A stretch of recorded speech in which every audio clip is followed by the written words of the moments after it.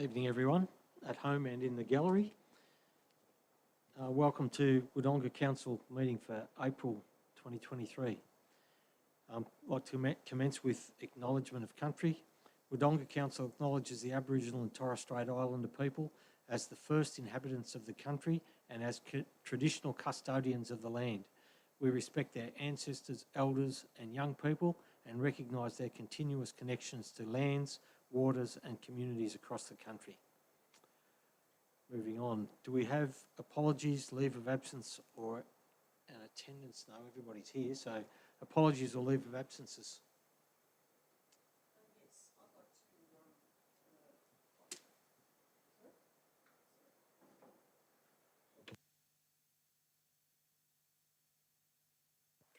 Yes, I'd like to put in for leave of absence from the 18th of the 4th,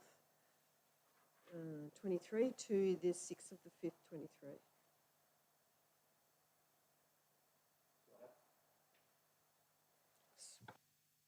Do I have a mover to that effect? Danny Chamberlain, Councillor Chamberlain, Councillor Simpendorfer. Don't need discussion for that, do we? Put the motion. All those in favour? Carried unanimously. Any other requests for leave of absence? No. Move on to declarations of conflict of interest. Any declarations of conflict? Not tonight, thank you. Move on to confirmation of minutes from the previous meeting. Move recommendation, Councillor Poulton. Secondly, Councillor Chamberlain. Any comments? Put the motion. All those in favour? Carried unanimously.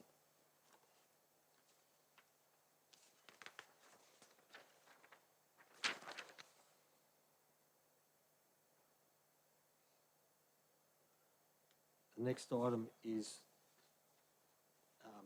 reports for determination. Oh, there's no questions in there? No. And there's no delegates reports tonight. Reports for determination. 7.1, draft budget. Councillor Quilty. Thank you, Mr. Mayor. I would like to move a motion, not as per recommendation. I would like to move that the report on the community feedback be received and noted, that the items noted for ongoing advocacy be supported, that the budget expenditure be increased by 50,000 Australian dollars to incorporate removal of the pine trees in Lawrence Street outside the Wodonga tennis court, and that A Finance and Budget Committee with full delegated authority be established to make decisions in respect of finance and budget matters. B, the committee shall comprise the whole council. C, an instrument of delegation to the committee be prepared according with 4A and 4B above and presented to the May 2023 council meeting for approval. Thank you. Do I have a seconder for the motion? Councillor Hall. Councillor Quilty.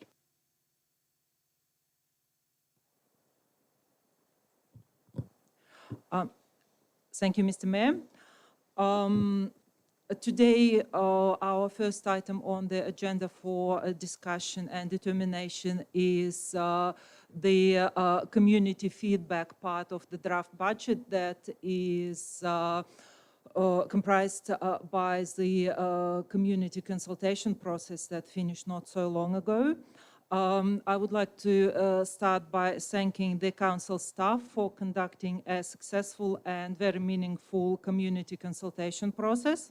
And I would like to thank the community for multiple submissions which were made from various points of view, including requests for allocation of funds towards road safety, road maintenance, economic development, waste management, culture and events, accessibility, etc. The other point of view, the requests were made from the requests to be frugal and responsible with the ratepayers' money.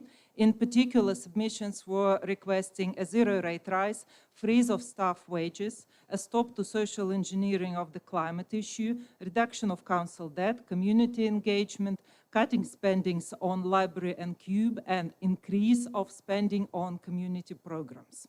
Historically, we have had two meetings related to budget. Normally, it is the May meeting of every year that is dedicated to councillors' endorsement of a draft budget for community consultation, and the June meeting, the meeting normally happening in June, that is dedicated to voting on the final budget. Today, we are doing another meeting which considers community feedback separately. There is also a whole lot of work going, so to speak, behind the scenes, which is comprised of a number of budget workshops.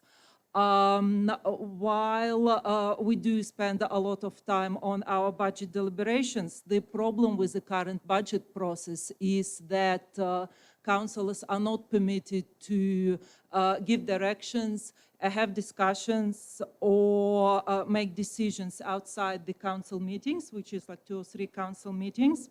And this is by far not enough, given the current complex economic climate, the amount of information that goes into the budget, and the amount of community consultation feedback, for which we are very grateful and hope it will continue increasing. Therefore, I believe it is necessary for us to have the committee which will make decisions ongoing throughout the year, related to financial matters and to budget process. This will make the financial side of the work of the council a lot more easy, a lot more meaningful, predictable, agile, and able to react quickly to the changing economic climate. I believe it will help immensely community consultation, to incorporate community consultation in the budget and finance process. The last but not the least is the cutting several items out of the recommendation, which were the recommendation to give amounts of money to Business Wodonga for running Job Expo, for digital literacy program, and giving an amount of money to Ethnic Community Council for conducting Harmony Day and Refugee Week. While those are all fantastic events and great projects, I believe it is not the role of the council to sponsor business events or events that are related to parts of the groups of the community. As council and custodians of all the ratepayers' money, we should be careful on allocating money as much as possible towards the good of the community at large, given especially the tightness of the budget in this financial year and possibly the years going forward. Thank you. Thank you, Councillor Hall.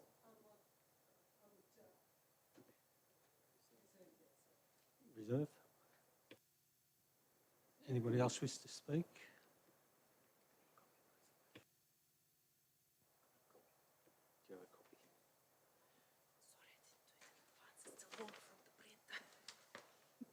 Any other speakers? Just a question, Mr. Mayor. Can I get a copy of that motion just in front of me, because it is rapidly different to what anything before me to this point in time has been? I'd like to know what it is that I'm considering. Thank you. Thank you. We'll adjourn for a couple of minutes to get a copy made for each councillor. 15 minutes? Oh, 5 minutes should be enough, shouldn't it? 5 minutes. Yeah. Thank you.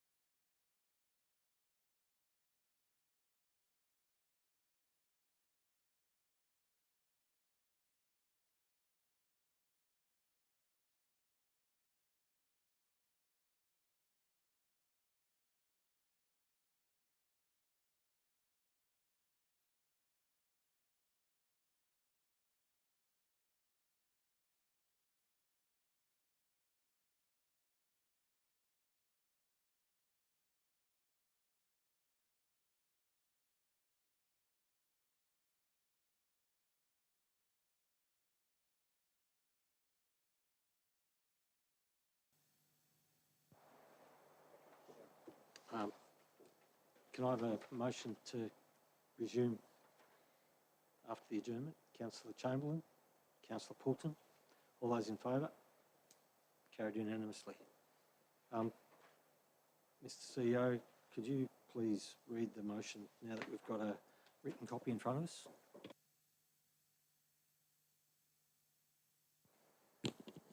Thank you, Mr. Mayor.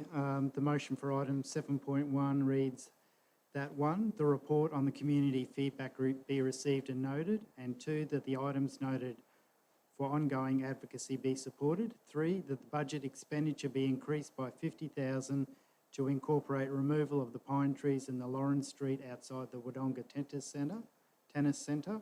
And 4, that A finance and budget committee with full delegated authority be established to make decisions in respect to the finance and budget matters.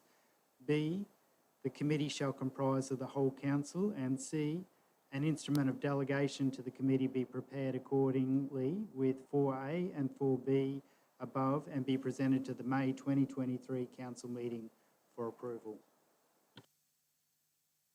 Thank you, Mr. CEO. Any speakers? Councillor Poulton. Thank you, Mr. Mayor. I won't be supporting this motion this evening. First of all, I acknowledge the stealthiness in which this governance procedure has been tried to do to undermine, I guess, an already transparent process, councillors, that happens each and every year. I can't see any benefit to this, yet alone doing it last minute without sharing it with your colleagues beforehand. And what really concerns me is if you look at the feedback that the community have actually bothered to come to us, with us being proactive now for 2 years, to listen to what the community want. We've actually just struck out the funding request of quite a few people that actually bothered to speak to us. So to me, it's not going to win my support this evening, Mr. Mayor. I think I'll leave it there. Thanks very much. Thank you, Councillor Poulton.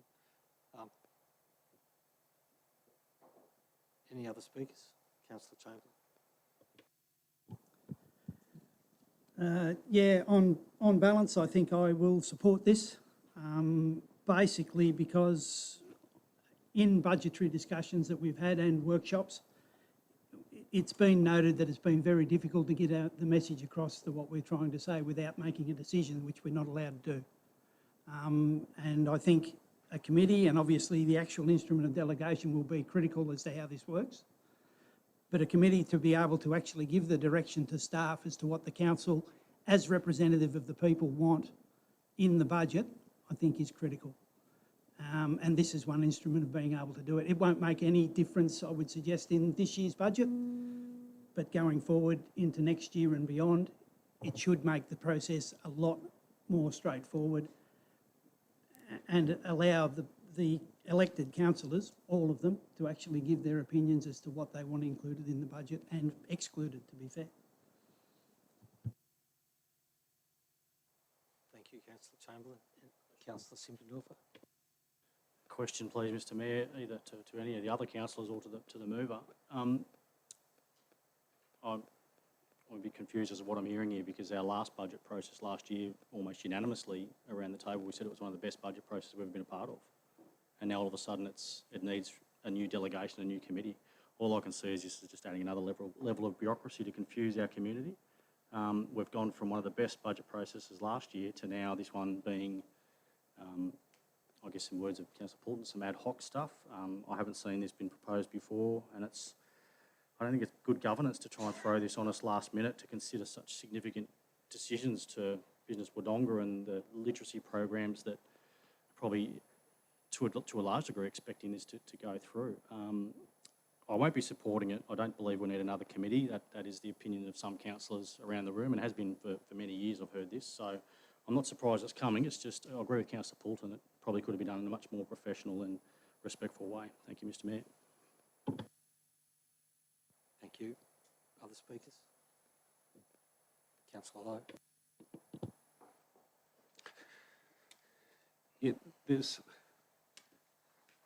the Finance and Budget Committee I think, is worthy of the discussion. How it's been brought up tonight with no notice is surprising. It's part of the reason why I'll be voting against it. I'm not voting against a Finance and Budget Committee because we haven't had the discussion about it. I think it's something that we should have a discussion about and assess its pros and cons, and then take that from there. As for the rest of the motion, $50,000 is not enough money to remove those trees. The original $50,000 allocation was for the planning of the removal of the trees, and then the process behind that. So therefore, as this motion stands, I'm not sure I can support that. And then by taking out the $20,000 for Business Wodonga, I think we all state that we've all been to the last two expos and how good they are and how it's been embraced by our business community. And I think part of our drive as council is to help support these events and not drive them, but help support them, because our businesses are crying out for employees. And here's Business Wodonga doing this for us, and we can't get in there and help support them. I struggle to see that. And then picking up on something you said, Councillor Quilty, as you were reading out the submissions, was increased spending on community and events. And then, so our community is asking us to increase spending on them and the events, yet then we're taking them out of the budget. So I really can't support this motion as it sits here in front of me tonight. Thank you.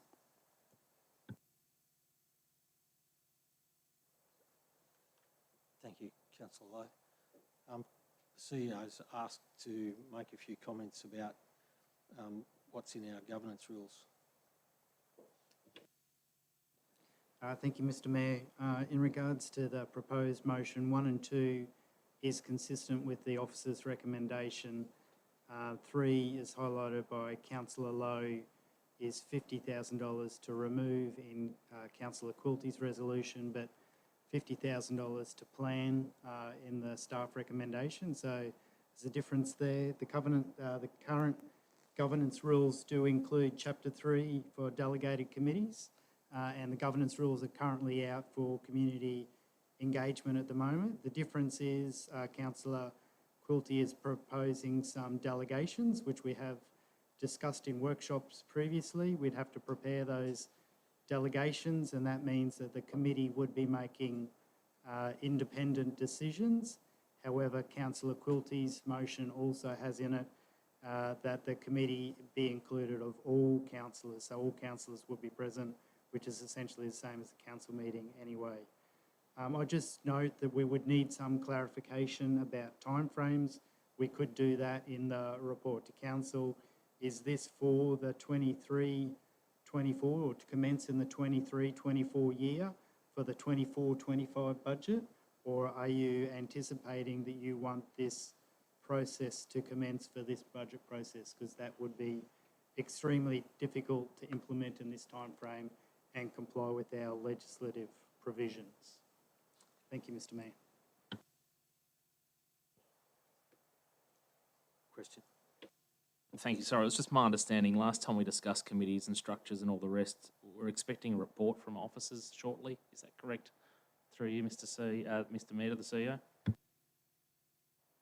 Councillor Pilton, that's correct. We are drafting a council report at the councillor's request at the workshop. So that's currently in draft but hasn't been completed, and we'll have to seek some further advice and see if we can expedite it in enough time to get it up to the council May meeting, but I can't promise that we'll make that time frame.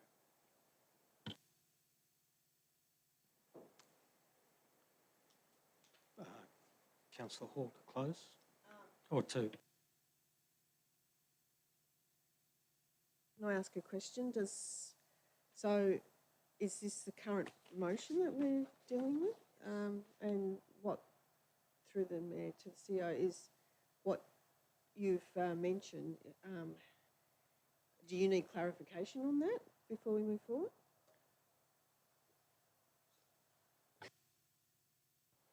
Through the Mayor, Councillor Hall, that's correct. I need clarification specifically on whether you want this to apply to the current budget process. And I've noted that I don't think we can enact this committee and have it complying with the current budget process. So I'm assuming that this would commence in the 23-24 year and be part of that. So yes, it would be good to have that clarified if the mover and the seconder are happy to clarify that it's for the 23-24 financial year for the 24-25 budget process. Mr. Mayor, I think it's, Mr. CEO, I think it's obvious that if this doesn't come into effect till the May 23rd council meeting, that the intent has to be for subsequent period. I think it can't be anything other than that, so. Question, Councillor Chamberlain? Just on the actual budget increase for the removal of the trees, my understanding was the initial 50,000 that was put in for the planning of the removal also included the design of the streetscape adjustments, extra parking bays possibly, and all sorts, and the entire process. At this stage, I would suggest that we're talking about removal of the trees now, and we look at further planning of what we do down the track. This is consistent with what the first item of what they said. So is that, in fact, the planning, was that set up for the entire thing rather than just the taking out of the trees?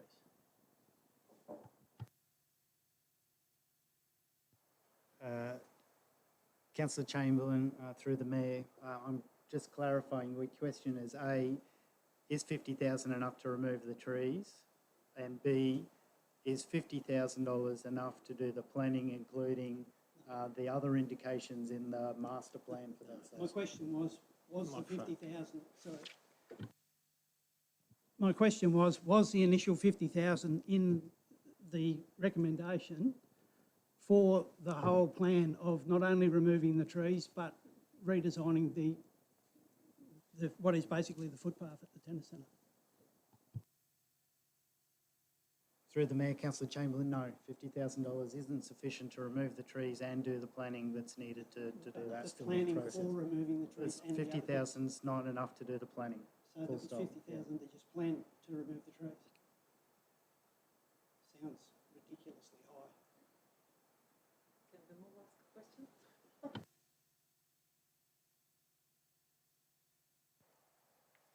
My understanding of what's been put before us and what was raised in the various briefings that we've had that have addressed this issue, sadly, a couple of councillors weren't present at the briefings that addressed this issue.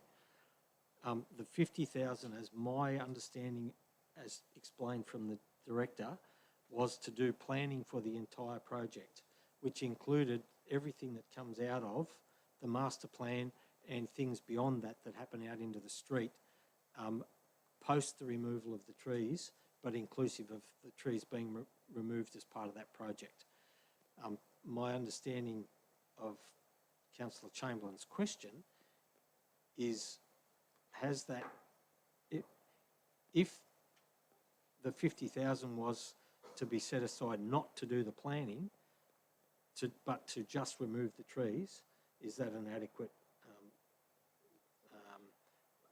way of going about it and an adequate amount of money? I think I'm back to my original question. Is $50,000 enough to remove the trees? And then the second part to that question is if the 50,000 was allocated for just the planning component. So I'm going to hand this to the Director of Infrastructure to advise on our budget process about whether 50,000 is enough to remove the trees.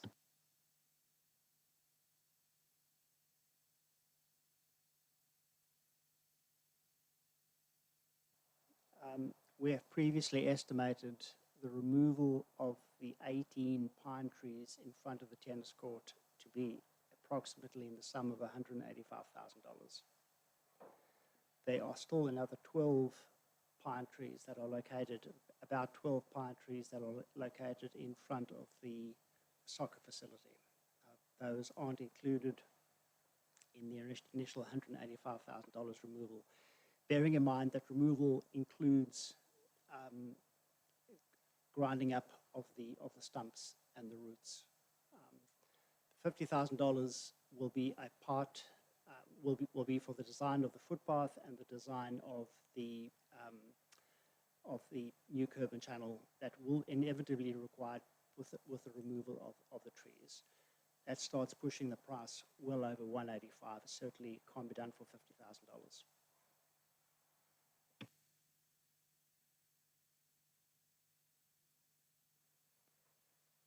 Thank you.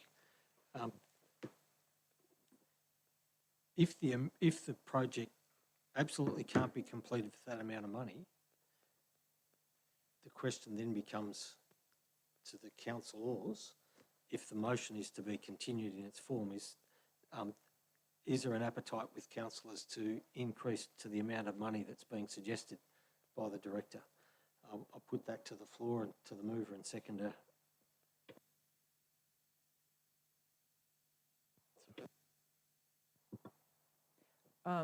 Mr. Mayor, through you, to clarify, 185,000 is needed to remove the pine trees that go along Lawrence Street near Wodonga Tennis Centre. Is that correct?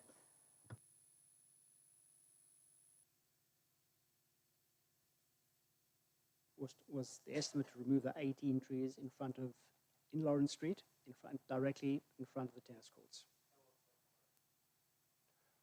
That quote is probably pre-COVID. It doesn't include any repair work to footpaths. It doesn't include any repair or remedial work to the curb and channel in Lawrence Street.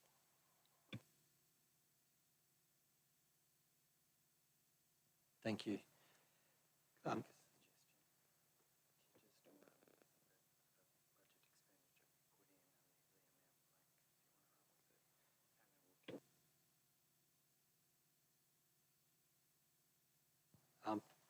With the consent of the mover and seconder, perhaps we, for the purposes of this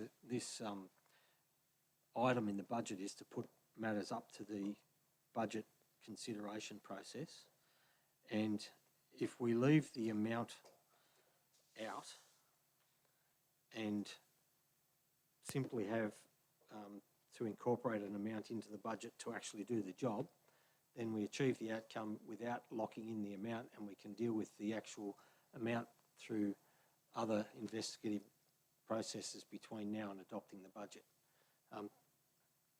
Is the consent of the mover and seconder to that?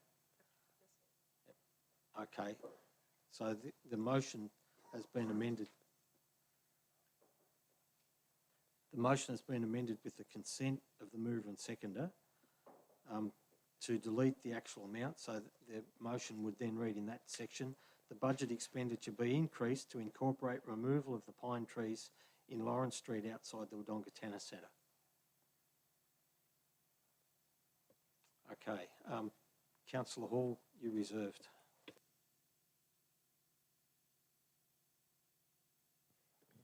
Yeah, okay, I wasn't aware of this, but I'll start, I just did some notes there, and I'll just start with Councillor Cordy's recommendation around the committee is something I support. Councillors' difficulty in getting across their input has been frustrating during the budget workshop, our budget workshops. I see a finance and budget committee of the whole council would be of a real benefit in being able to consider and make decisions where we cannot during the workshops.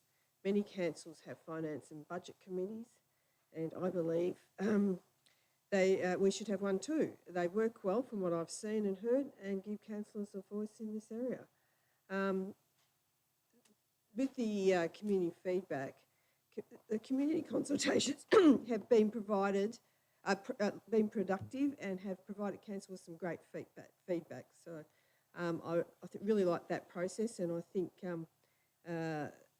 the involvement of people coming forward has been, you know, way better than what we've had before. So there was more than 200 people involved and over 100 items of feedback and requests presented for budget consideration. It is never easy making decisions on what is in the budget and what is out, especially when budgets are very tight. Councils are no different than any other organisation, although for councils there are higher expectations to provide services everyone needs and have come to expect. Since my time in council, we've managed to get Wodonga council rates down from 4th highest in the state of Victoria and 9th in Australia to now 17th out of 79 councils in the state. Rates are an ongoing issue and they often require some hard decision making by councillors to juggle for the best outcome for the people of Wodonga. If we had have continued in not addressing our rates going forward, the compounding effect of this on our rates would have had a substantial effect on affordability and the sustainability of rates in the future years for our ratepayers. Affordability is something that we aspire to with this council. Having said that, there's still much more to do to bring them down to a sustainable level going forward, in my view. Cuts do need to be made. Some have already been done. We have gotten rid of the councillor car and now only have the mayor's car that can be used by all councillors when the need is there. This saves the ratepayers the cost of owning and maintaining another vehicle, as the mayor mostly uses his own car. Okay. Well, the relevance is that the community feedback is many. I've had young people, young family owners have bought their first home and have young families, and their energy costs, everything has risen, and rates are of concern to many of those. And I think we need to, I think a committee going forward in the following budget would be something that would be of a better place for councillors to be able to put their input in and with decision making. So.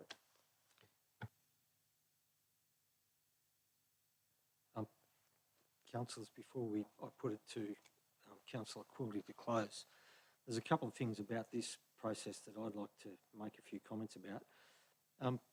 This year's budget process has been somewhat different to last year. There's been a number of different ways we've gone about it. We've concertinaed the time frame down for a start. There's been a different approach to the way we've dealt with it through the briefing system. And as has been said by other councillors, it's been very difficult to genuinely give guidance to the council staff as to what the councillors wish to have in the budget and what is not wished to be have in the budget, to how the budget should be framed and so on, because of the way that the system works in Victoria, where you can't make any sort of decisions or give any directions in a briefing meeting. That's the first point. The other point is this budget that we're dealing with here now raises a whole range of things that come before us that we haven't really had to confront in this manner for a long time. We're now aware that going forward, if we don't take action, there's essentially three choices before the council in terms of the budget. The first choice is to continuously increase rates to match the gap between cost and income, or to cut recurrent expenditure, because it needs to be recurrent expenditure to have the impact on costs, to reduce the outcome of that expenditure, or a combination of the two. They're the things that we're faced with this budget, and they're the things that we'll be called upon to make decisions about at the May council meeting when the rest of the budget comes up. So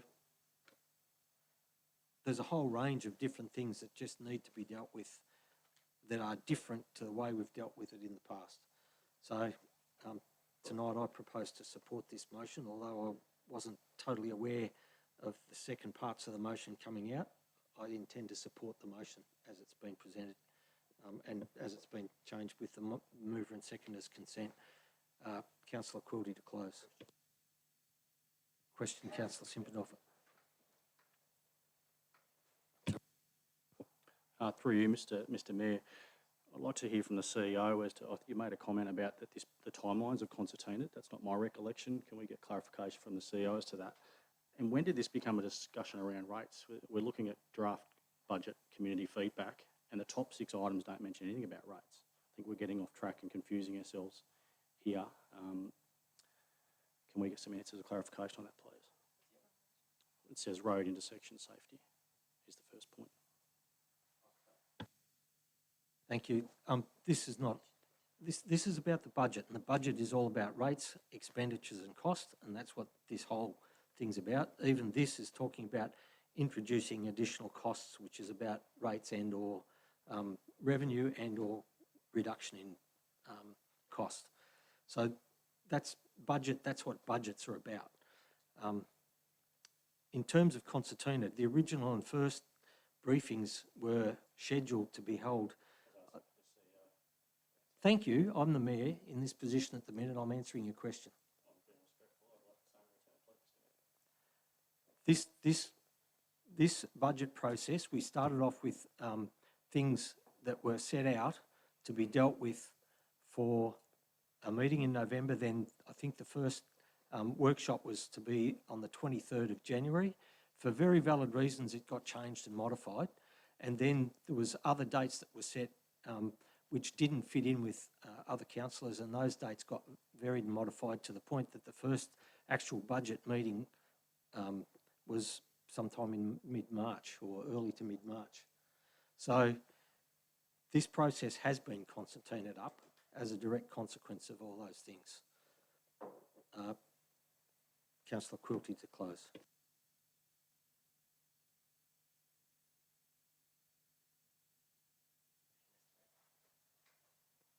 Councillor Portman. Just a question through you, Mr Mayor, to the CEO. I know you spoke on behalf of how the staff felt in this year's budget preparation. I heard that from you, but I'd just like to hear from the CEO how the staff felt about this year's budget process. Can you clarify what I said about staff? I don't recall saying anything about how the staff felt. You seem to allude to the fact that they felt it was difficult and awkward to prepare a budget this year based on a lack of a budget committee. That's sort of what I heard mentioned in the conversation here tonight. So I just wanted to hear from the CEO if that was a problem. Thank you. Thank you, Councillor Portman, for putting words in my mouth. I did not say that. I said the councillors felt it difficult to produce the budget for those reasons. Thank you, Councillor Quilty. Thank you, Mr. Mayor, and thank you, councillors, for indulging me with a public debate. I would like to use this opportunity to comment on the few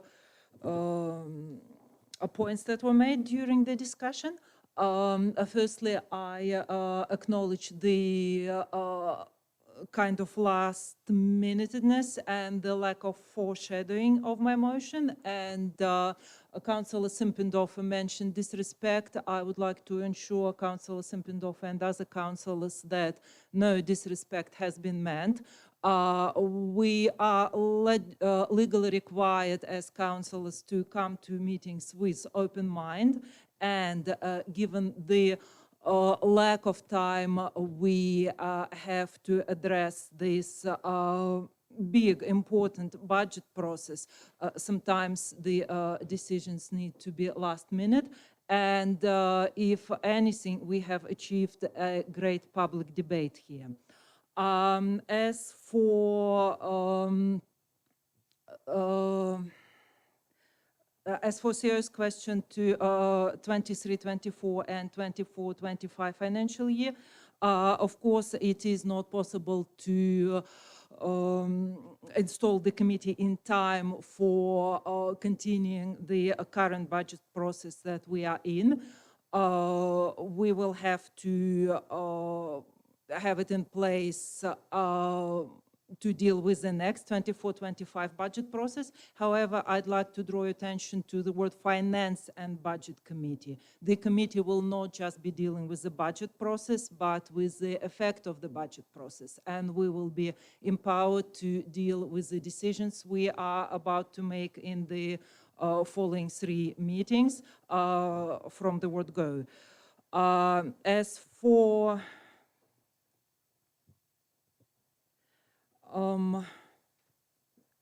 As for the, pretty much I'm done. Thank you for the debate.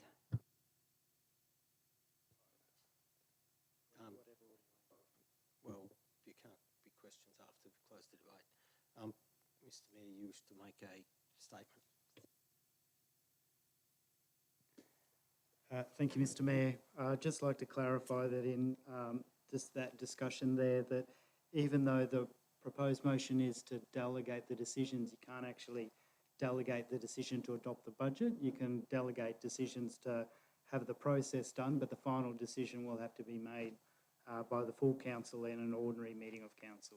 It's just clarification. Thank you. I'll put the motion. All those in favour? Councillor Quilty, Councillor Mildren, Councillor Chamberlain, Councillor Hall. Those against? Councillor Lowe, Councillor Simpendorfer, Councillor Poulton. Motion is carried.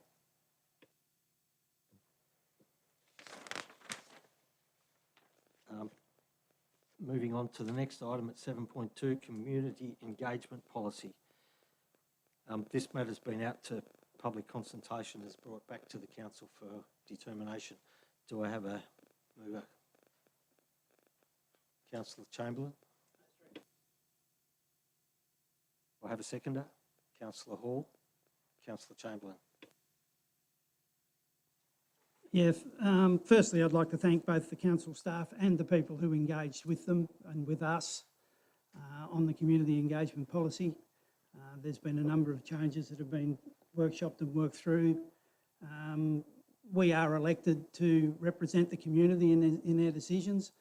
So where possible, engagement of the community is really a good thing, and the way we do it is important, and I think we've been improving very much how we handle our community engagement. Just being aware of the fact that just because some people in the community make a suggestion, it won't necessarily be adopted. The council still have to make the decisions. But we certainly like to take on board what people feel about what we should be doing. Thank you. Councillor Hall? Yeah, look, I'd just add, the policy generally covers what we need in engaging with our community. I believe the council has been doing this far better than we have in prior years, but there'll always be rooms for improvement. We as a council always welcome feedback from our community members, and they often come with some great suggestions, ideas and comments and improvements we may need to make. It's up to council to collate all this information, and then often, because some of these decisions can often lead to financial, or feedback can lead to financial implications to our budget, which always needs consideration responsibly. So, but overall, I'm happy with this policy. Thank you. Thank you. Any other councillors? Councillor Quilty? Thank you, Mr. Mayor. I think it is important for us to have this improved version of a community engagement policy. I would like to quickly quote 2 paragraphs from the scope of the policy. In making a decision, the council takes all opinions into consideration, often from different viewpoints, while weighing up a range of factors. Community engagement is not the sole determinant in decision-making process. There are many other stakeholders and factors that need to be taken into consideration. These include existing policies and strategies, other levels of government, legislation, and budget. These 2 paragraphs emphasize the complexity of our work engaging with the community and considering all the points of view, while also working with often restricting and restraining factors that affect our work. Therefore, I believe it is important for us to have as many instances and as many debates as possible in relation to the community consultation, and have a solid policy helping us in doing so. Thank you. Thank you, Councillor Quilty. Any other councillors? Councillor Poulton? Thank you, Mr. Mayor. It's wonderful this has been revisited, and I think for many a year now, Wodonga Council has actually been very engaging with the community. doesn't necessarily mean that many people come forward to engage with us, which is, as a councillor, we've discussed this at ends over many years now, or at least as long as I've been here, that's 2 and a bit. But I think for me, the standard was set when the council of the day went and set up and engaged with the community for the Wodonga 2033 vision. I know councillors have heard me reflect upon this multiple occasions, the pictures that still hang in the walls in the councillor lounge here. And that was really a great vision created for this community. And this day, you can almost test that with the community, and it still is fairly harmonious with what that view is. And we'll be doing that again soon. I know we've spoken about that coming up at a future date, but this particular engagement policy I'd like to compare to the one back in the day. I know a lot of the faces in this building might be still the same to back when that vision was created, but I'd imagine at the end of the day it comes down to how well councillors listen and how they become visionary and enact what it is that the community tells us, not once a year, not twice a year, but at each and every point of interface with those that we represent. So I think it's great. Thank you. Thank you, Councillor Poulton. Any other speakers?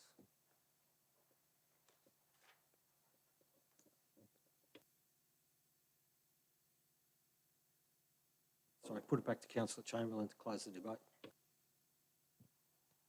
Yeah, again, I'd just like to reiterate my thanks for the community for engaging with us on all subjects, and not least the actual community engagement policy, which had engagement of its own.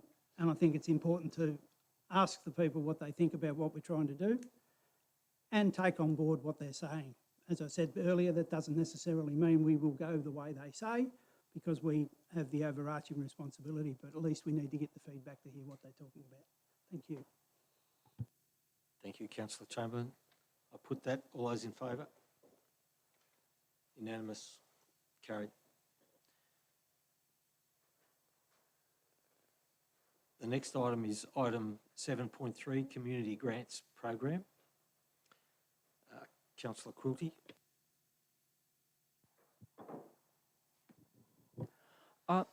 Thank you, Mr. Mayor. And yet another motion from me. Again, apologies, I didn't even type it up, I scribbled it. So my motion goes, Council discontinues the Community Grants Program. Current Memorandum of Understandings and Community Partnership Agreements continue until the end of each agreement. Community organizations and volunteer groups using and supporting and occupying council assets may apply for funding during annual budget deliberations. Thank you. Do I have a seconder? Councillor Chamberlain.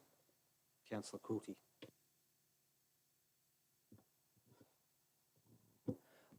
Thank you, Mr. Mayor. Historically, we have been voting on allocating funds, rate-based funds to various community groups quarterly.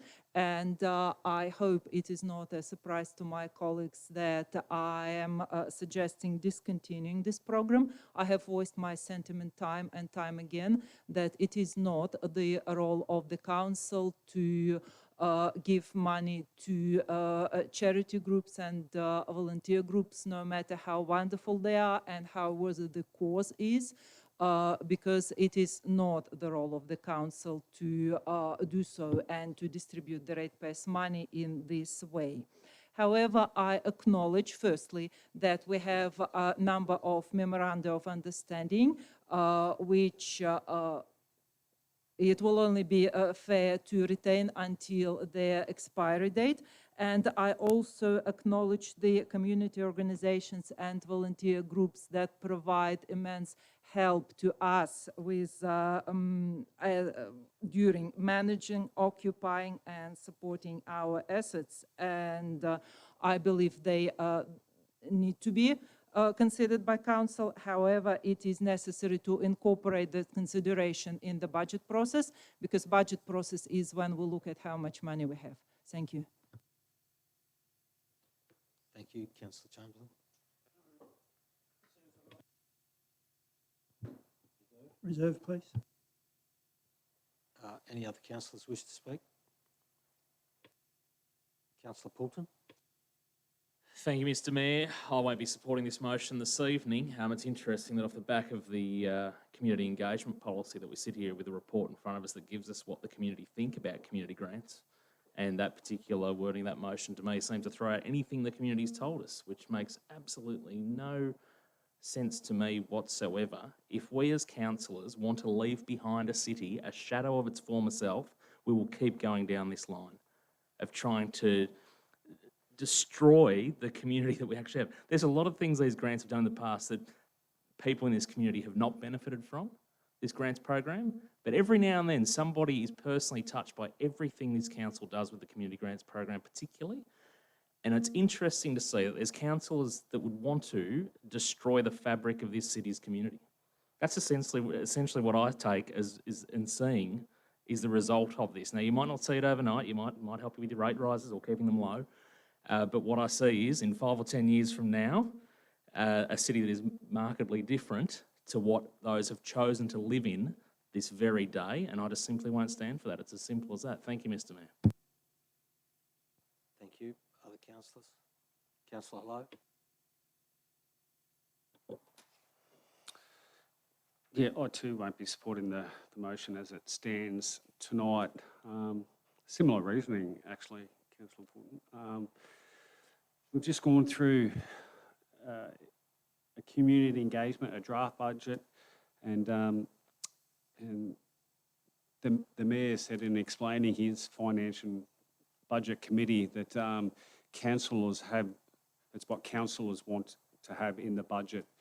And I take that on board, but we're a conduit for our community.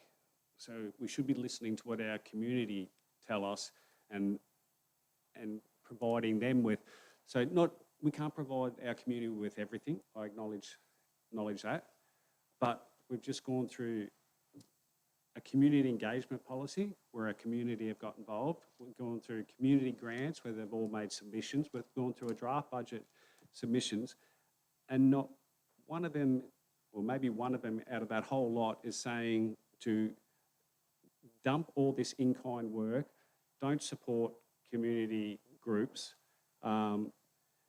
and basically lose the community feel that we've created over the last 50, 100 years. I just can't see the sense in, whilst I agree maybe of streamlining it, so we're not sitting down and 4 times a year to do it, but putting it through the process, but to just drop everything, it's beyond belief, really. It's beyond belief. I don't even have words for it. Sorry. Councillor Sibbendorfer. Thanks, Mr Mayor. Probably echoing those comments, I won't be supporting this. I note in the key findings in the engagement, there was 3 people that were not in support. It's when you look at the benefits and the impact on page 116, it far outweighs the voice of 3 people that have bothered to come to us and say we think it should go. And a question, Mr Mayor, when he's ready. Sorry, Mr Mayor, when did you become aware of this alternate motion?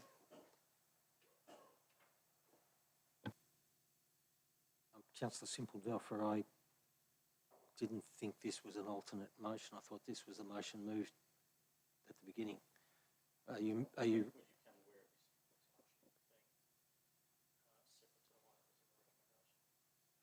essentially when Councillor Quilty read the motion out?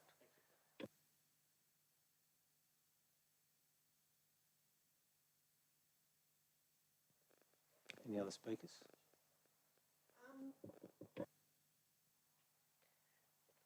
I'm going to support it. But there's always the opportunity, and that's what we had talked about when we brought a review of the community grants and that back last year.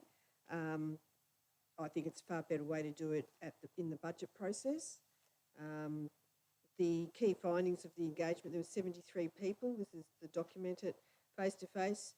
A third of the 23 written submissions received. 19 people expressed support for the community grants, and 3 did not support, and 1 was indifferent. So this is not all of the community. And councillors, every day of their life as a councillor, engage with the community. So to say that this is just, a few councillors is completely wrong. But I acknowledge that it said there's 19 that supported it. So, yep, okay, we've got that in front of us.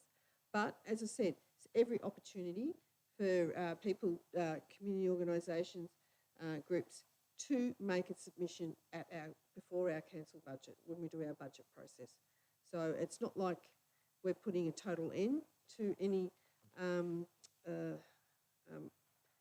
support in that area. It's just that it's going to be done under a budget process.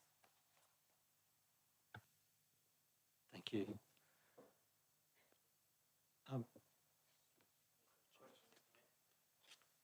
Councillor Poulton? Can I just have that motion just read out again for me, please? I might be a little bit simple. I know I am. But it's just something Councillor Hall said just confused me, so I just want to make sure my mind's in the right place. Thank you. Councillor Quilty, can you read the motion again, please? Council discontinues the community grants program. Current memoranda of understanding and community partnership agreements continue until the end of each agreement. Community organizations and volunteer groups using, supporting and occupying council assets may apply for funding during annual budget deliberations. Thank you, Councillor Quilty.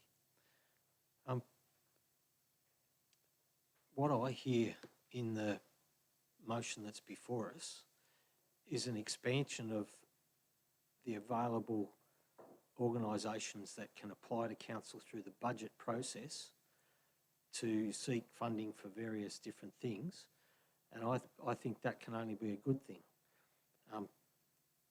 It might put pressure on who gets what, because we would likely have a wider group of people and more people seeking what may well be a small or perhaps even diminishing fund.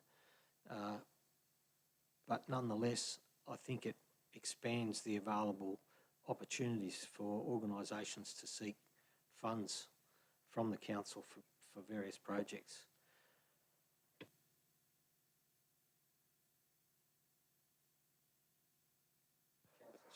Yeah, probably for Councillor Quilty, the spirit of what I thought your motion was that the community grants is not a role of council. So that's the spirit of the motion you're putting forward. You don't see it as the council's responsibility, and you've stayed true to that opinion since the start. So isn't that the spirit of this motion? Because I'm just hearing something different from Councillor Belton.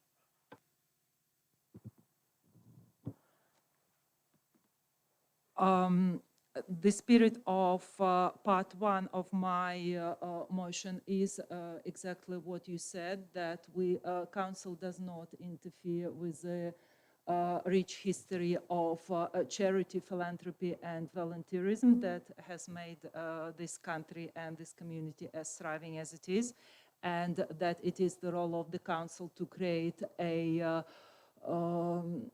affordable and comfortable to live in city, and this is the way we support our community, not by distributing ratepayers funds to this or that particular group. The spirit of the second point of my motion is that we continue with the memoranda of understanding that we currently have to give the fair go and no surprise policy to the groups that have current agreements with us. And the spirit of item 3 of my suggestion is that community organizations and volunteer groups who use and occupy our assets and essentially help us in maintaining the assets and using these assets and providing the community the benefits through the use of this asset, continue to apply and receive allocation of funds from us. However, it is done as a part of the budget process because it is going to be much easier to decide how much or how little money we are in the position to allocate each current year. I will draw your attention to the recommendation we have in the report that this work is done annually.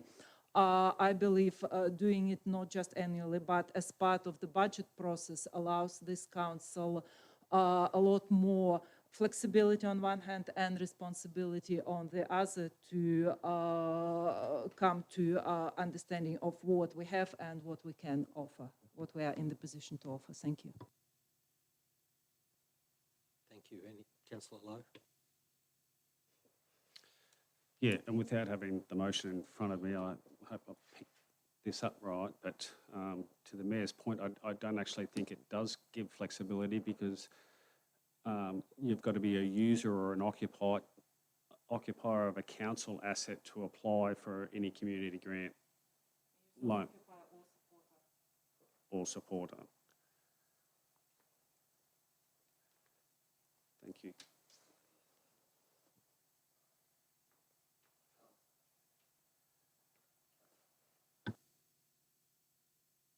Before we do, the CEO suggested that we adjourn again and get the motion typed up and presented to each councillor so there's clarity.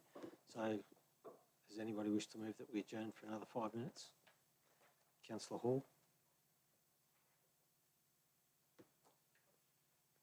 Councillor Chamberlain? I'll put the motion. Those in favour of adjournment? For those against?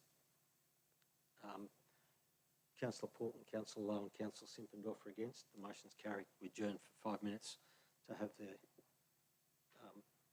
motion typed up.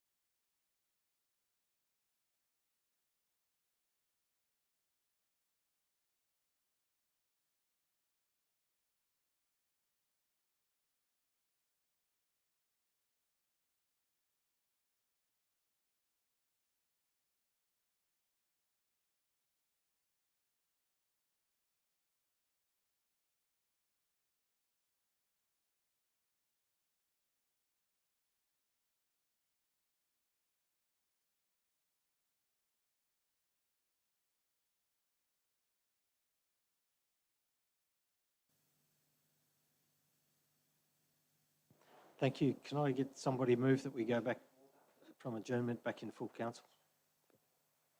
Councillor Quilty. Councillor Chamberlain. I'll put that motion. All those in favour? Unanimous, carried. We have the documentation, Councillor Chamberlain. We now have the documentation in front of us. Given that and the fact that there may be some issues with, particularly I think item 3, can I move to defer this motion to the May council meeting so we can have further discussion and investigate the legalities of what we're doing? We have a proceeding motion before us. Put that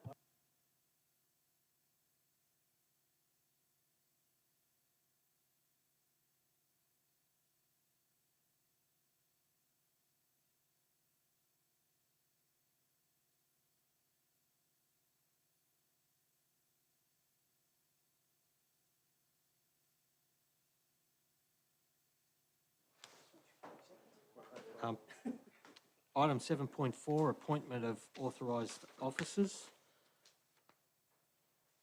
Councillors, do I have a motion? Councillor Chamberlain? Yep. Yeah, as per recommendation. Thank you. Do I have a seconder? Councillor Hall? Councillor Chamberlain? This is just an appointment of authorised officers. It's an instrument that we need to include in order for them to do their job, and is pretty straightforward. So I am supporting it, obviously. Councillor Hall? No, I have nothing to offer. Thank you. Any other councillors? Councillor Chamberlain? I put the motion. All those in favour? Carried unanimously.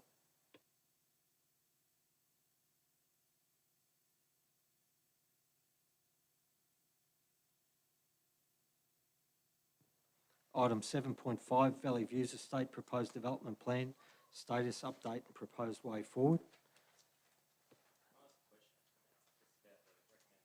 Councillor Poulton, question? Just a question on the recommendation. Am I correct in picking up that says to do nothing is essentially what the option was? Is that correct? Yep. Okay, thank you. Essentially, Councillor Poulton, that's the way I see the recommendation, yes.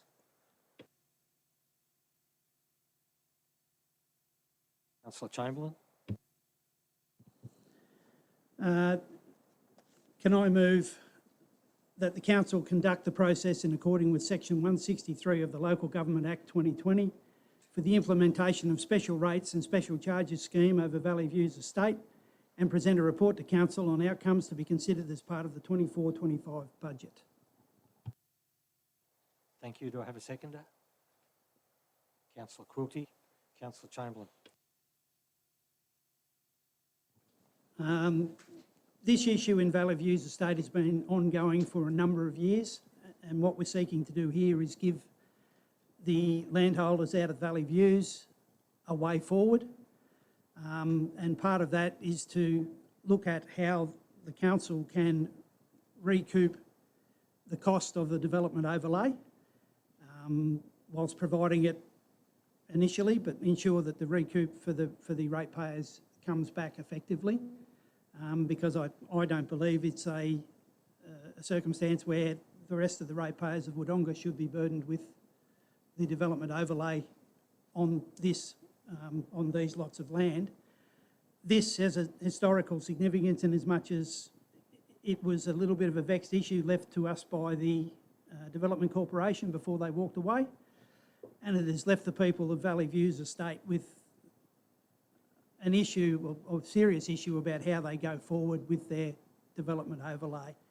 A previous council may have made some suggestions that they might have done something about it and then decided that it wasn't such a good idea. I don't know what was in their head at that stage. That is all of 10 years ago, and I think we need to now try and give these people a way forward and give them the option to be able to get this thing happening.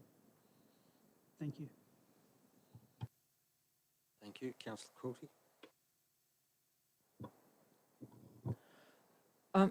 Thank you, Mr. Mayor. I will try to be really brief. We have had this issue in front of us a number of times. We have been given extensive amount of information and also submissions from the people involved, for which I thank them.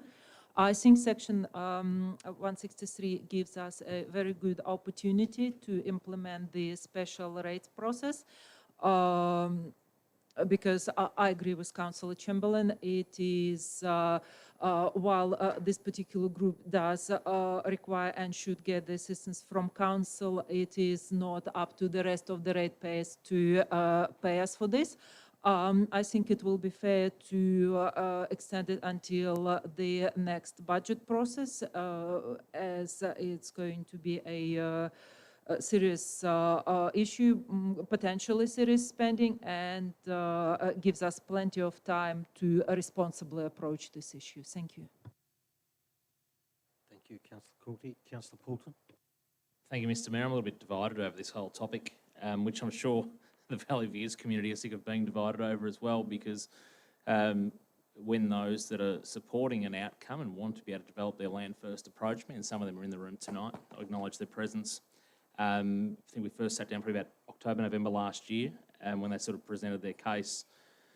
The continual frustration, I guess, on sort of being sold one thing by somebody else that wasn't Wodonga Council, then supported, I should say, by Wodonga Council, and then sort of wanting to move forward. And then I've also had people that don't want their neighbourhood developed and are happy there, and then you look at the reports and the questions asked, and I think the one key stat I took out of this whole report in front of us tonight, councillors, was it looks like a majority of people want to develop at somebody else's cost or somebody else's finance. So I'm just a little bit wary about supporting this particular proposal, to have it in I guess, our hands, to be the financier and to bankroll, and to, because that's how it reads to me, is to bankroll on someone else's behalf and then recuperate the funds later. So we become a bank and a developer in one transaction.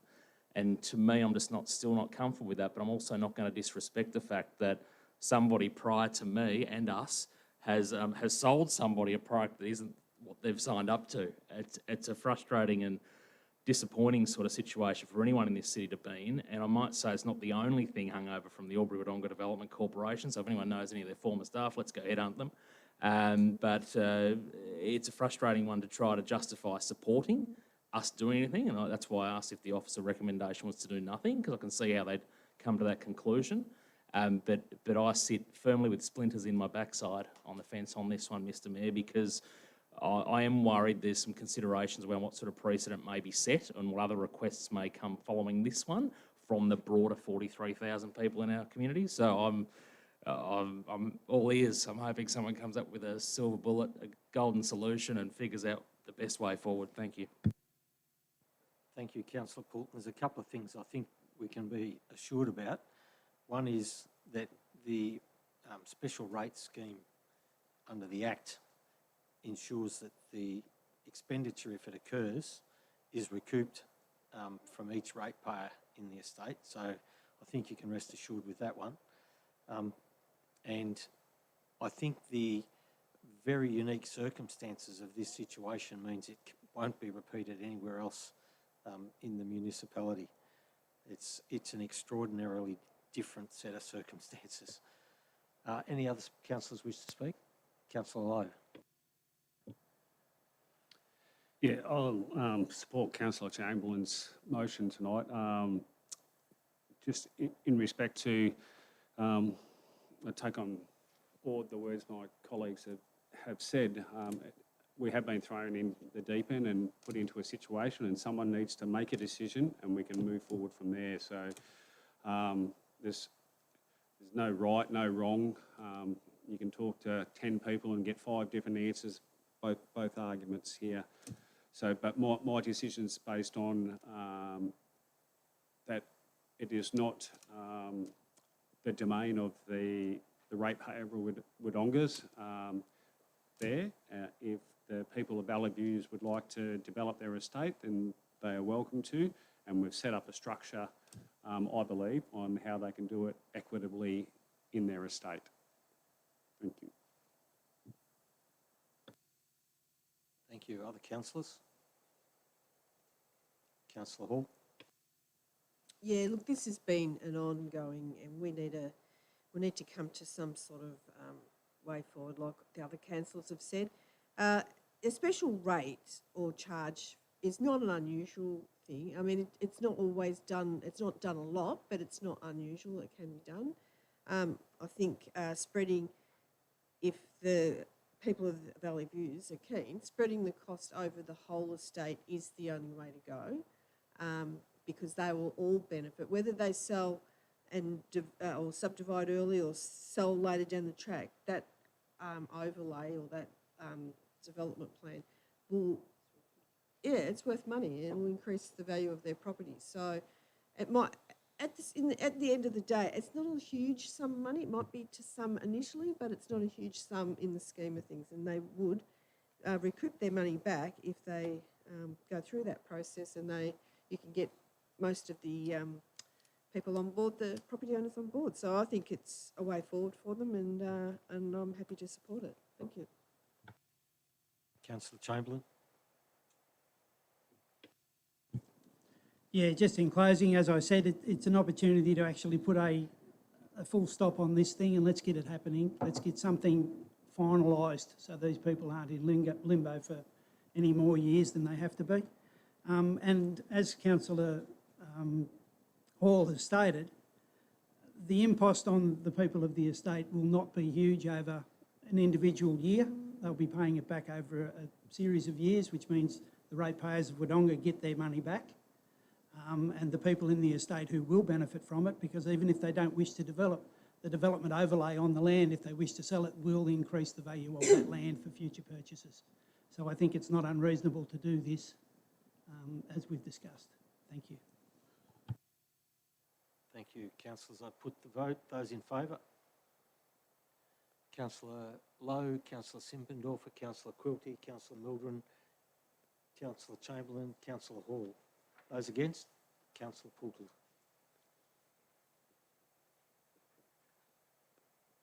Motion is carried.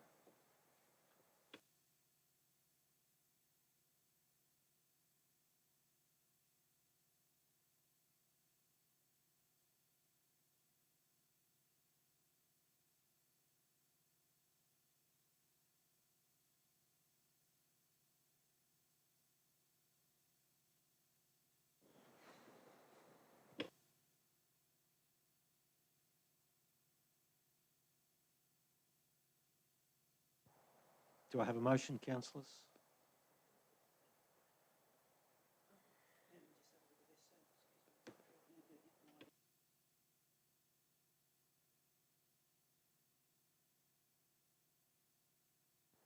We're getting close to lapsing.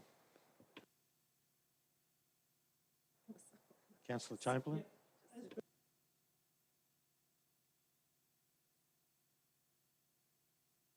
Do I have a seconder?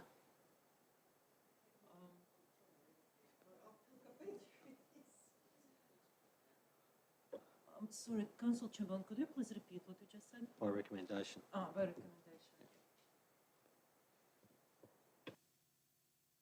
Do I have a seconder? Councillor Hall, Councillor Chamberlain. This is another vexed issue. We just saved all the controversial stuff for the one meeting. Obviously, the heritage overlay, which is a council overlay on this grandstand, is, well, can I say, somewhat dubious. Yes, council made a decision, or the officers made a decision under delegation to refuse the demolition of the grandstand. I'm not so sure that if it had come to a full council it would have gone that way, but we don't know because it didn't. I would suggest that what we need to do here is do the preparatory work, have a look at just how or what condition the grandstand is in, and maybe determine whether or not we actually continue with the fact that we don't want to allow the demolition of it, or at what level we need to get it back to have it functional and safe for the future. As I said, it's a bit of a vexed issue because there is always going to be people who want heritage value no matter what, and people that are going to say we need to have a better facility there, and I can see both sides of the argument. Thank you.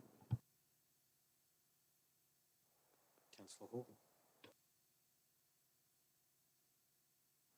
Any other councillors wish to speak? Councillor Quilty. Thank you, Mr. Mayor. I would like to ask a question. No, sorry, my mistake.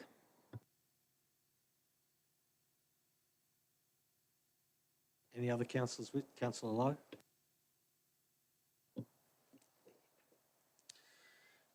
To be honest, it's one where I'll use your terminology from before, Councillor Porton, that I'm sitting on the fence a little bit here because I'm struggling to justify myself spending the community's money, another $150,000 on a project that I'm all for historical value and stuff like that. And conserving this, but to a building, in my opinion, that has had that many facelifts over the years. I've walked around that building, looked inside that building, and there's very few parts of that building that I believe has historic value. And you know, I was explained once that sometimes when you knock something down and rebuild something, that then in 50 years' time becomes historic value. What I'm trying to decide right now is how best do we spend our community's money, and what outcome is better for our community as a whole with that? Is it to make right an original grandstand that won't be accessible to people in wheelchairs? It won't be accessible to prams, won't be accessible to assisted walkers, and I'm not even sure the staircases or anything like that would actually meet code. So when we're talking about doing some planning for a scope of works to rehabilitate, then what level are we rehabilitating it to, and what costs will that be? So right now I'm struggling with this motion, knowing the fact that sometimes heritage overlays are there to protect but not inhibit. So they do two things. At some point in time, it costs more to rehabilitate something, which doesn't necessarily mean it shouldn't happen. But there's got to be a tipping point. What's best for the community, or have a grandstand that can only be used by a very few part of that community. So I'll sit on the fence at the moment. Thank you. Councillor Quilty, ladies first.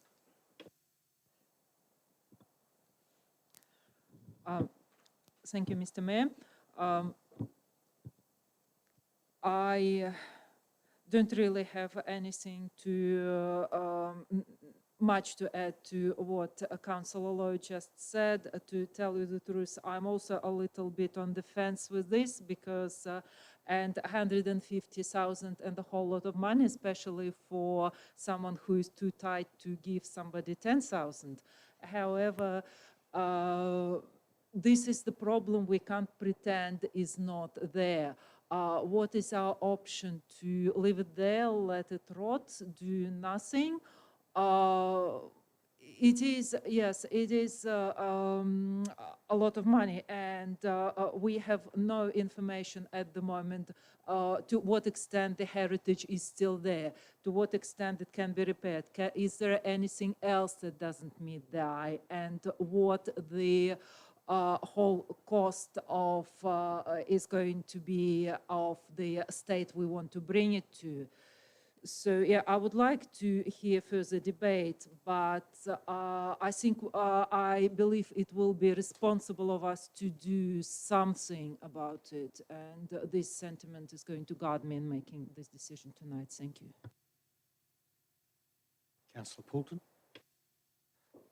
Mr Mayor, I get the feeling, I'm using my emotional intelligence here, that maybe all the councillors might have been at some point in time happy to see a bulldoze, but I could be wrong. It's just a feeling that I'm getting in the room. My concern here is exactly what Councillor Lowe said, around $150,000 right now to see what we're doing and whether we need to do something, and is that money well spent? I'd say it's not. The historical significance question just keeps coming back to me around, and Danny did a really good job of trying to explain that. But for me, I just can't see the significance. I don't want to be the Grinch that the Historical Society come after, but I'm sorry, I just can't see it. If I'm going to be the first and only councillor to say that, then so be it. I just think there's probably, let's just say conservatively came in at the 1.5 million we had set aside in the budget. I think there's probably better ways we could spend 1.5 million on our 43,000 people as a council. I'm sorry, but as I said, it holds no place in my particular heart, and I think when we think of the entire community, we're in a bit of a pickle there. How we best move forward, I don't think supporting that motion for me is going to get us that outcome tonight. Thank you.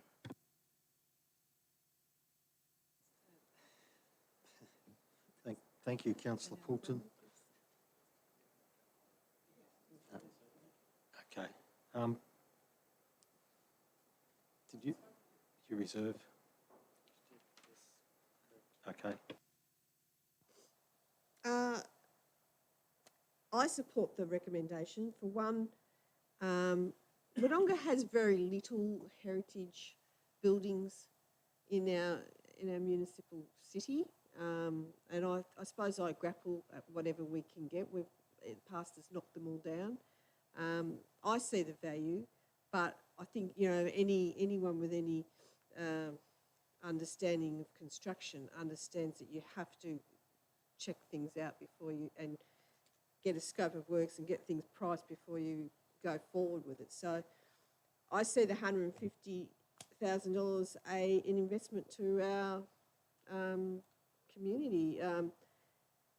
Okay, it's got its limitations, but it's lovely. You might be able to take your children down and say, well, this is some years old and it's part of our history. And so I'm with a totally different view to most everyone here in the councillors. But we do need to be mindful of the costing and have a look where it sits and how much it will cost and what's the condition of the building before we move forward. But I'm happy to spend the $150,000.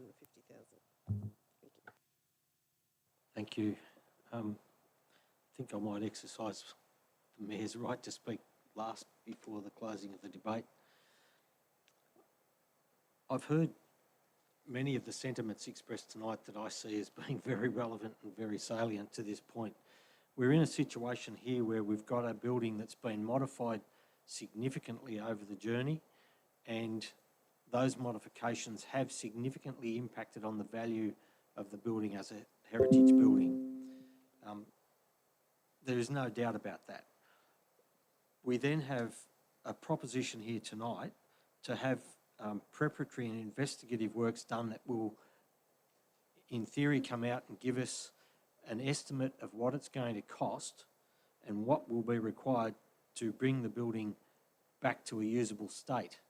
Now, is that a usable state that is just fixed up and with no relevant consideration of returning it to its heritage state?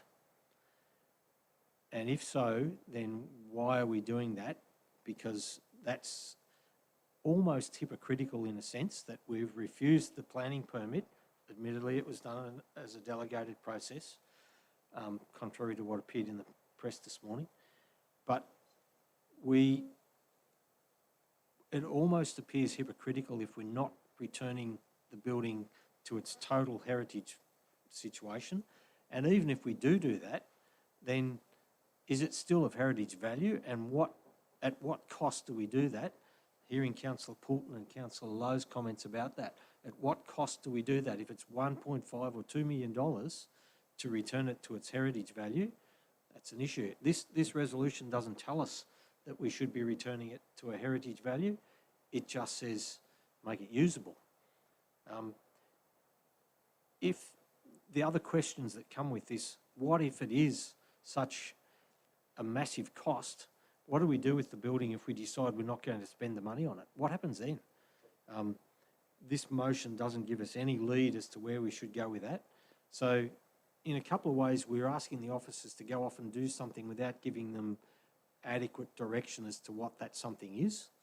We're possibly going out and saying, well, this is a precursor just to tell us how much we're going to have to put in the budget next year, not this coming year, but the year after, to deal with this.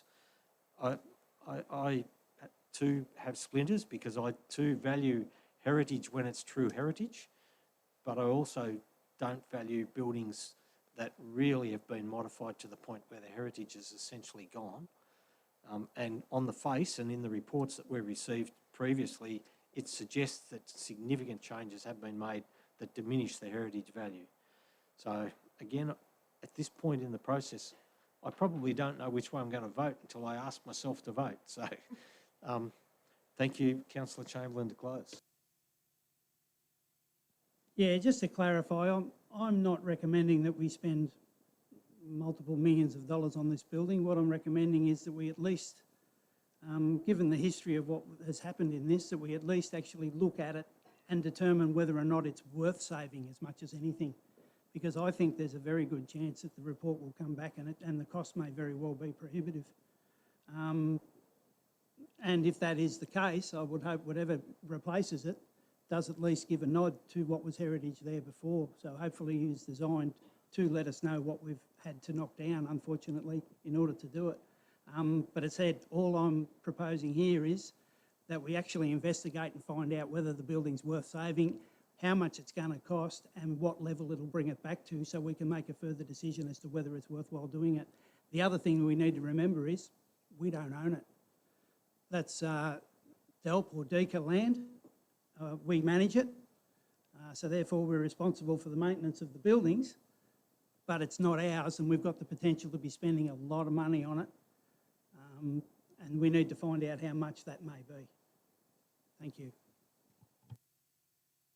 Thank you, Councillor Chamberlain. I know Councillor Poulton signalled that he had a question, but unfortunately we've closed debate.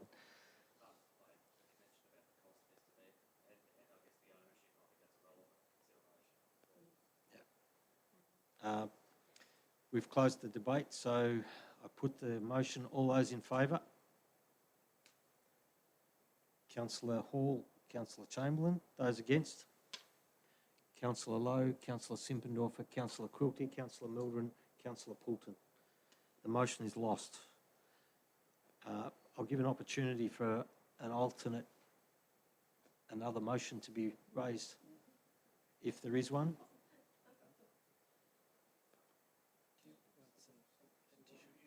That's what I'm asking the question. Does councillors need any additional information? Councillors asked some questions about the standard of what it would be returned to in this, and some questions around what disability access, etc., might be, what building standards. May I say that for us to collect some of this information may take us some time, so you may again want to defer this item for us to collect that information and bring further information back to council to answer those questions that appear and any other questions councillors might have. It is a very complex matter, so. Councillors, might I ask that we get a motion to call for a report to be brought back to the next meeting of council?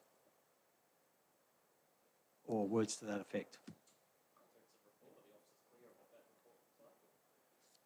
We can, Councillor Poulton, if you wish to move a motion, you could include that into the motion.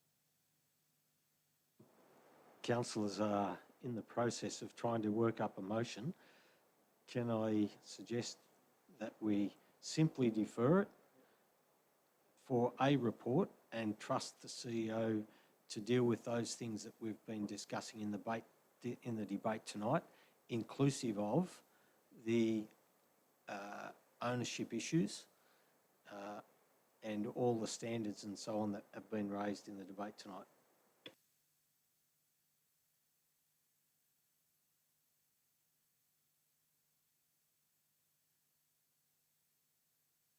Councillor Poulton, deferral motion, which is a procedural motion. I'll put that motion. All those in favour? Carried unanimously. Thank you.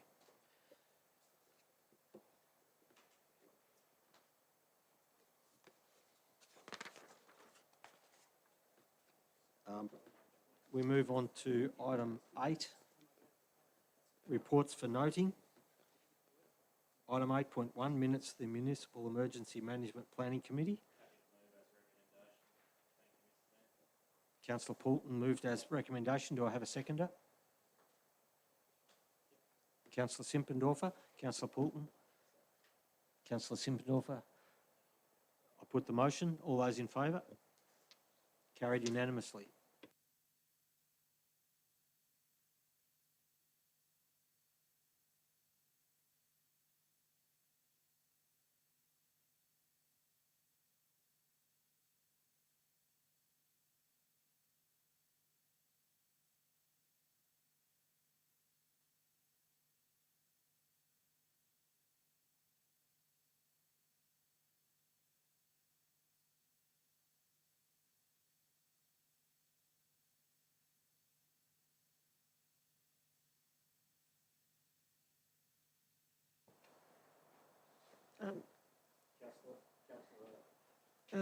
I raised today that some of the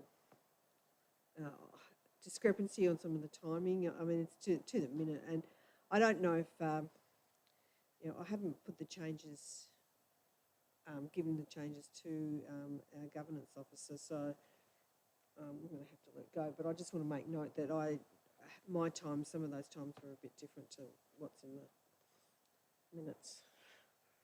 So, but I want it to be noted because they are. But it's a bit late in the day when I actually noticed that they were. So I'm just going to have to leave it, but I want it noted. Okay. Thank you, Councillor Hall. Please provide those through to the governance officer and we'll have them noted. Notices of motion, of which there are none. Petitions, there are none. General business, anybody wish to? Councillor Chamberlain. Yeah, just in our ongoing advocacy of a greenfield site for the new hospital for Wodonga, can I just note that the submissions for participation in our skills and representative group applications closed today, and we've got apparently, hopefully, a broad range of people and experiences involved to help guide us on the best strategies to go forward, because we still haven't forgotten that the best option for us and for the people of Wodonga in particular is going to be a greenfield site which will include everything that needs to happen rather than what the plan is at the minute. Thank you. Thank you, Councillor Chamberlain. Any other councillors?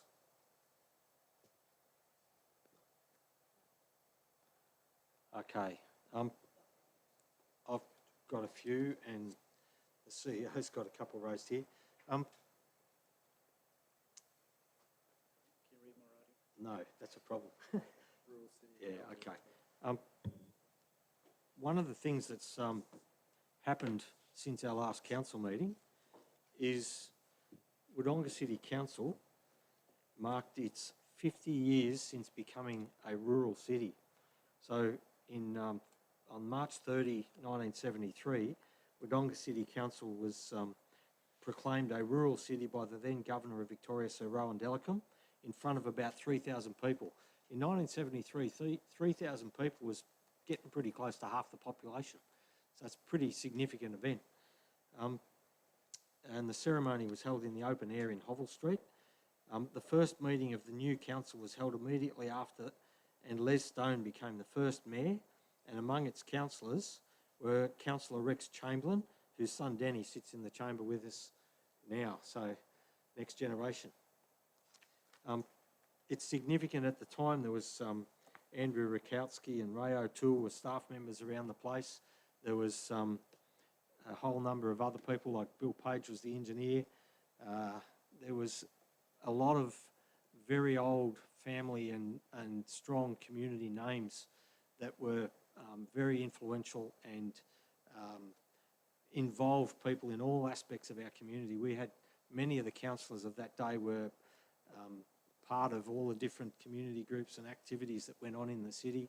The participation of councillors in all the sporting events and all the cultural groups and all the service clubs and so on was markedly different to what it is today. And part of that's because of the way the legislation's framed and the available time when you only have 7 councillors rather than 12 that was around at the time. But indeed, the legislation today makes it even more difficult for councillors to be engaged without compromising their seat at the table here. So we're in a different world. But it's very important that we note these passing events, and thanks to Wodonga Across 3 Centuries by Howard C. Jones for providing much of the information. Some of it I knew because I happened to be here at the time. As for other general business from me, we had a very successful citizenship ceremony on the 4th, Tuesday the 4th. There was about 20 new citizens conferred, and it was a very pleasant evening. In regards to the hospital, we've had quite a few different activities going on, apart from the program that's been planned for the 26th with our group and our forum to look to put together a strategy for moving forward. Apart from that, we've had representation. The CEO and I met with the councillors of Towong Council at their chamber in Tolangata. It was a very productive conversation, and we explained our position as to why we believe that a greenfield site is the most appropriate. We met with the Mayor and CEO of Indigo Council and explained the same things the following week, and it was a productive conversation. We've written numerous letters. We've sought, again, the Health Minister in Victoria to come and to have a deputation with us. We're happy to go to Melbourne. To this point, we haven't been able to get that successfully arranged.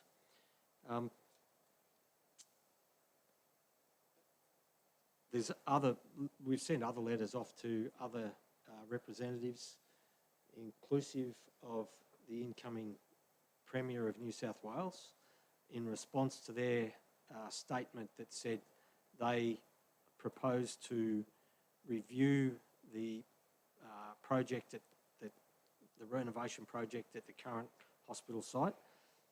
We've given them our opinion and asked that the review include the benefits of a greenfield site. We're not being specific to say it has to be in Wodonga, but we're asking for that to be part of their review. On other issues, we've met with Gail Broad, one of the upper house members for Northern Province for Victoria, and we've met with Ricky Lee Tyrrell, who's a upper house member for the Northern Province. I attended a Commonwealth Games meeting in Shepparton, which was presented by several of the ministers of the current government of Victoria in regard to what the options and what the expectations are for regional Victoria in regard to benefits from the Commonwealth Games. That was an interesting conversation. It was a full morning of presentation from ministers and other parliamentarians. We also had a meeting with Albury City Council and Albury Wodonga Health to get a better understanding of the position that has been put by Albury Wodonga Health in regard to the hospital. In a nutshell, we were advised that the project is going ahead as it's been announced, and in essence there's no going back. We hold a different point of view to that and see many other reasons as to why that might not proceed. So they're the different things of general business that I've been involved in. Have I missed anything? Oh yes, sorry. Notice has gone out in the last day or today in regard to a special council meeting for 1 p.m. on Monday, May the 1st, and the purpose is for assessing a tender in regard to the appointment of land management agents for the Logic Centre at Barnawatha North. We've been engaged in a process in the last little while to put together a high order strategic plan for going to the next level with marketing and development of the Logic site and to attract national and international organisations that might wish to locate there or have some other influence on what transpires on the site. So this is looking to appoint land management process agents. And I think that's about it. Any other statements or anything from any other councillors? No? Okay. Urgent business, of which there is none. No confidential business tonight. No confidential urgent business tonight. No other things to be raised or discussed. I therefore close the meeting at 7:53. Nice early mark. Thank you everyone, and look forward to seeing everyone on the 1st of May. Thank you. Good night.